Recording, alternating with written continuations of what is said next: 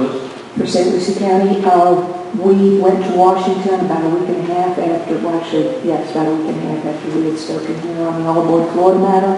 We had intended to bring it up anyway, so there was all the more reason. We spoke to our delegation members and some others whom we have relations from due to redistricting issues that had occurred. They were not aware of the motion that was happening down here. And I mean motion just as, in fact, people are getting organized and doing things. The legislators did not seem to be aware of what was happening at that point in time. And you've got to remember, in some cases you speak to staff, but anyway, we made them aware. They seem to be on board. They're certainly willing to look into the issue and support us. I think we've seen some motion from some of them since then.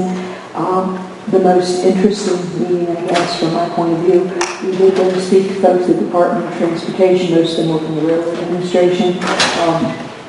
6 gentlemen. It was a very long conference table sat across from us. None of them knew anything about the fact that there was any unhappiness down here. I found it to be really startling. They now know, however, they ought to be worthy to expect further notice from constituents.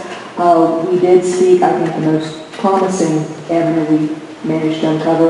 The gentleman seems to be in charge of the EIS, and I'm sorry I can't tell you who he is, but some of them handed out cards and some of them didn't. He didn't. I've got our lobbyists trying to find out who he is specifically, so I can reach out and touch him periodically. But he did seem to feel that extending the comment period would be a good thing, and I think I've seen that reference since then. As I said, what really startled me most of all was that nobody seemed to be aware of all the discontent that was bubbling up down here.